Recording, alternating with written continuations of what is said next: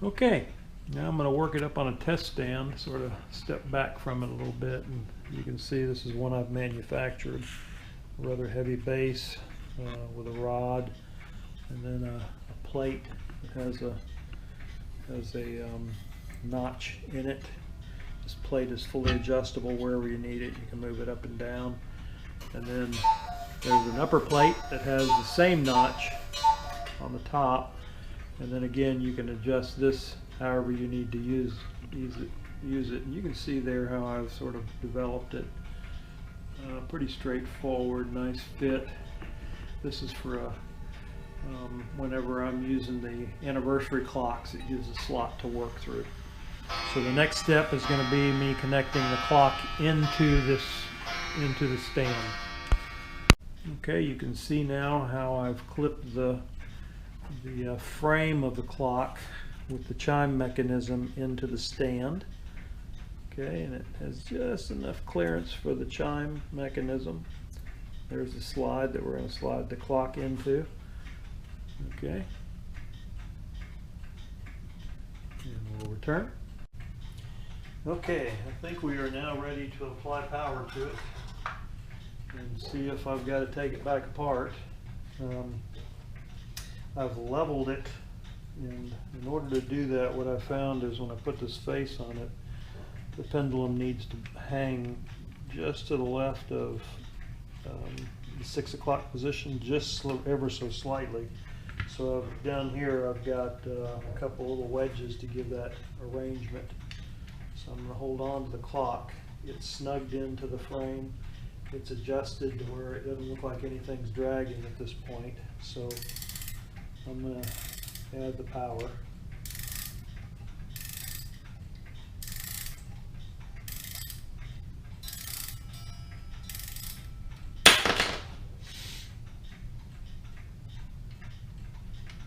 Key is not the key, but the pin is tapered forward, so it makes it sort of hard for you to even keep this key on it.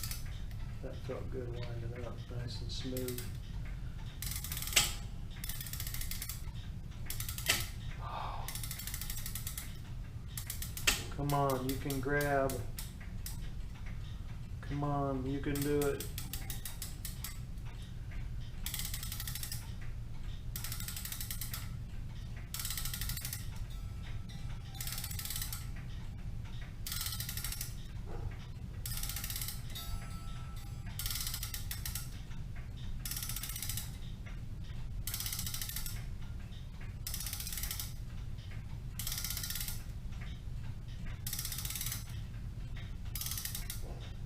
Okay,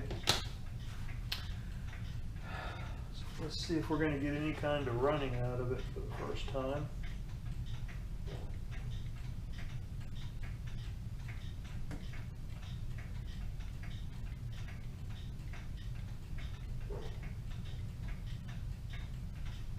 Nice and quiet. It's a lot quieter than these other loud things in the room. Watch it for just a second. While I quiet the room down.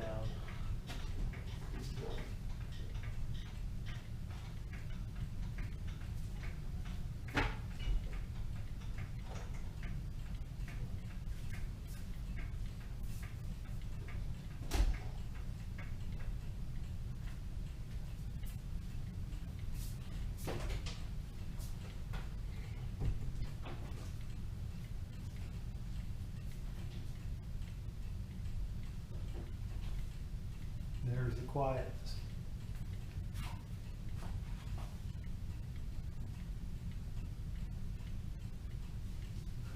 Okay. How long it'll run? I think it should run fine. Now let's see what time it says it is.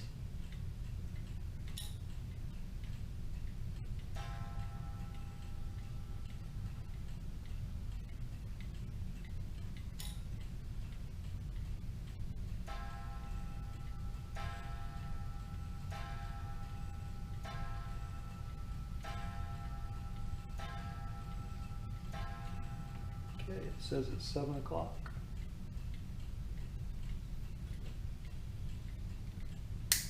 Who might disagree?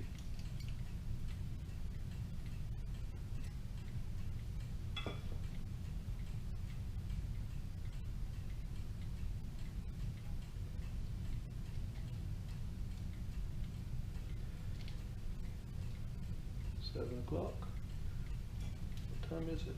Oh, 6:15. 45 minutes late, aren't I? I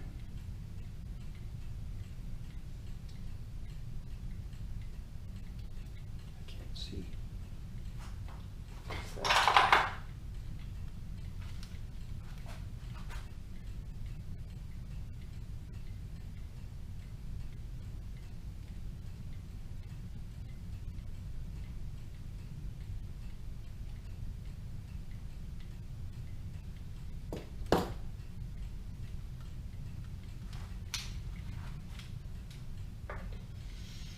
I'll give you one more report back on how it's running after it runs for a while.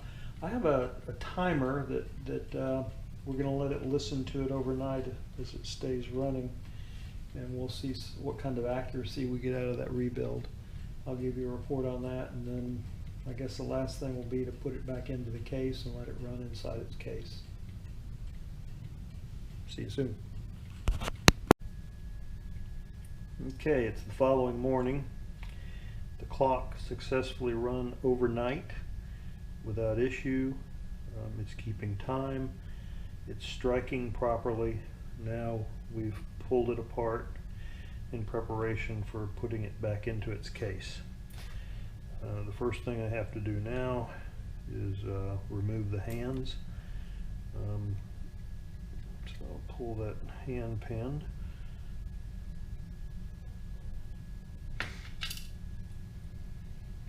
A little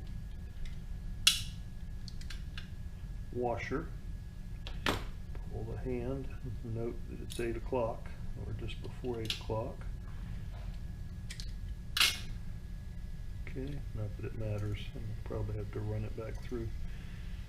Alright, now we put the clock face back on.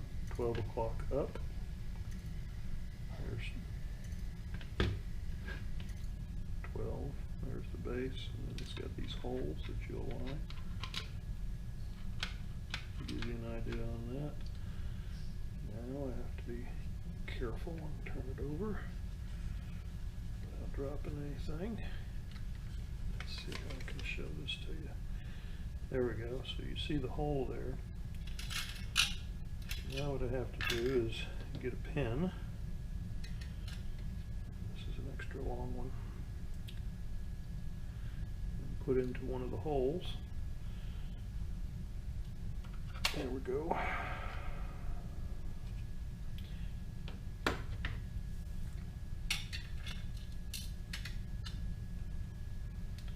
Another pin into a hole. These are taper pins, I might add. And the taper pin, as you push it, makes it tighter.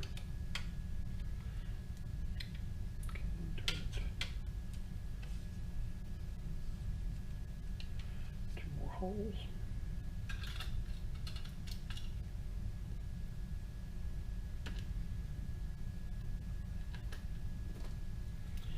Need to get my demagnetizer out because these things, my pliers are magnetized. Push it into the hole.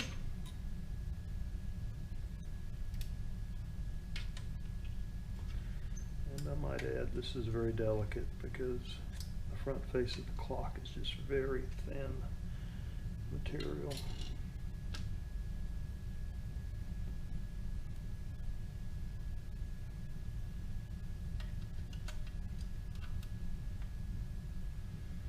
I don't like the way that one's fitting, so we're going to pull that out.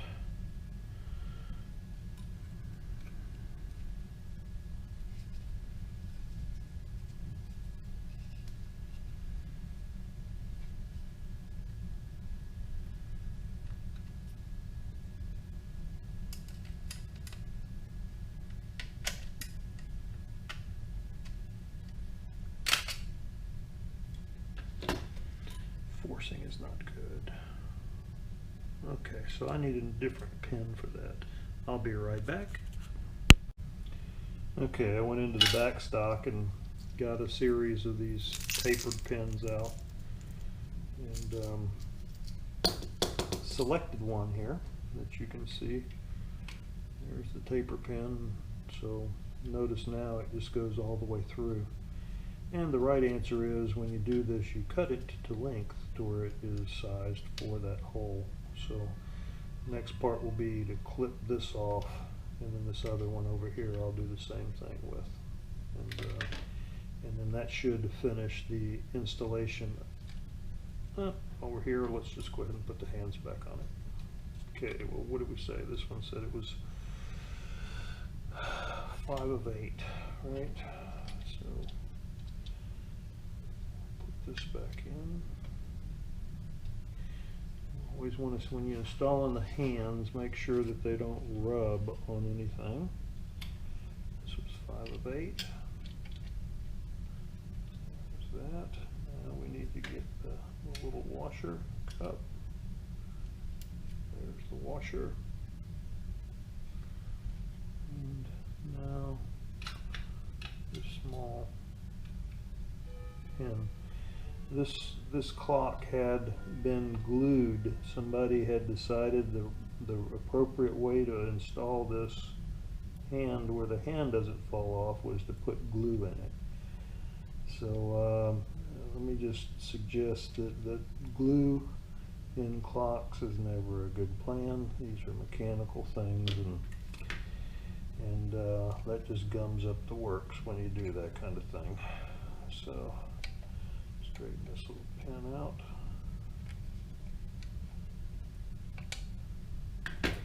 And check for the smoothness of operation. All right, that looks good. So the next step will be to, well, let's let you look at that. There's the installed face. Okay. Before we put it back into the clock, next step will be, and I guess we didn't talk about this. Okay, this is a spring that the pendulum rides on, and I had to put a new taper pin into it as well. I examined it. It's got a couple of small kinks, probably where it's been just heavily handed through the years, but it seems to be working fine. That can be replaced over time if something needs to be done with it. Otherwise, three screws, and this will be back together, and we can hang the pendulum, slide the clock on, put the bolts through the side to hold it in place, and set it to working. Be right back. Okay, I've now installed the clock mainframe into the casing. As you can see, it has 3 screws that hold it, but one of the problems this clock had was the clock function was not aligned with the case. So whenever it would run before, the case would be sideways in order for the clock to be in beat. So now I'm going to just put 1 screw in this, put the clockworks together, and with a level, I'm going to start by leveling the clock, okay, on the wall. And as you can see, it's basically not quite level. If I can see this thing well enough to do it, but we'll get that taken care of. But it'll start here, get the clock level, and then once I get the clock level, I'll put the works in it and get the works to working and in beat, and then I'll adjust. Since it's hanging by 1 screw, I'll adjust this angle to work with a level clock.